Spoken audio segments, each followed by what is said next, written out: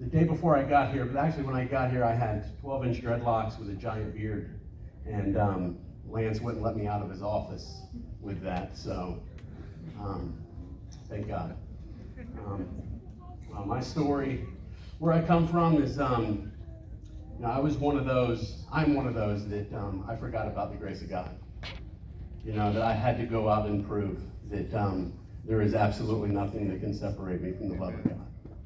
And there was a short season, a 2-year season of my life that I tried everything I could to separate myself from the love of God.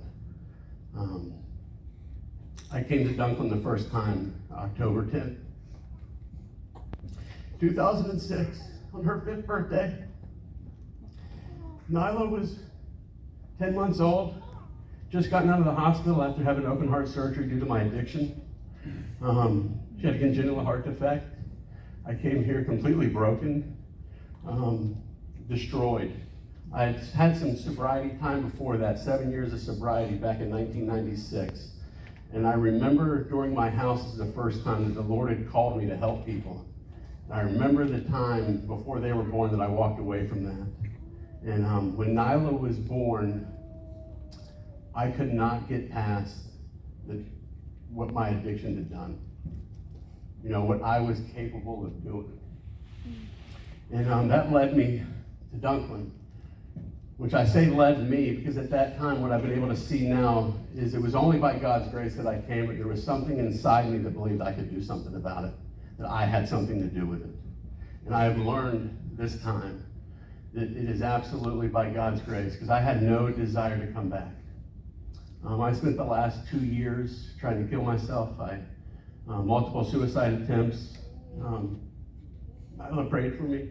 I was in a coma for a long time after taking 40 Xanax. I also had the police cut me out of a tree. I tried to run away from God. In that, the scripture that says, what God has started, what He has begun, He will finish. And that's what I'm here for today. Also there's another scripture that says, do not forget the grace of God, for by it, do not allow any bitter root to spring forth to defile many. And that's what I've done over the past 2 years. There was a time here when I was here, for the 6 years that I was here, that I forgot about the grace of God. I forgot what God had done, in my family, restored me to my family, saved my family. And there was a pride and arrogance that came over me that thought I knew best. And in that, I remember the last time I was standing on this stage was I was being blessed out.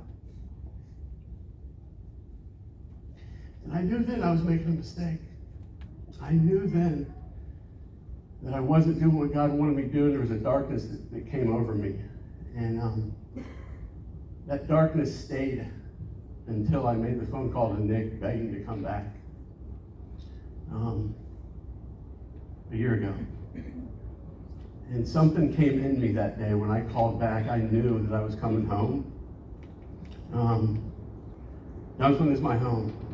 It has always been my home, and it will always be my home. I knew when I left that it was only going to be by God's grace that I made it back, and that's what I'm saying here today. I'm grateful for the camp. I'm grateful for we're not supposed to really say that we're grateful for, staff and stuff, but they let me come back. And it's by their grace, their love of God, that I'm standing here today. I remember when I got back, Nick made the comment that we brought you back because we love your family more than you do. There's so much truth in that.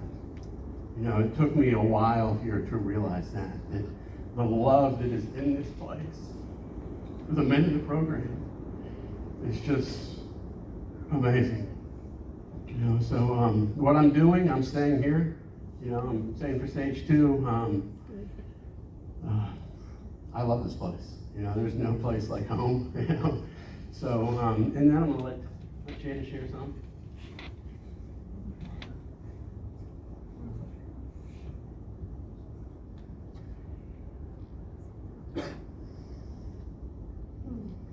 About 2 years ago, I told my mom, I'm either going to be on the stage again, or I'm going to be talking on a microphone at my dad's funeral. just want to say thank you for coming back.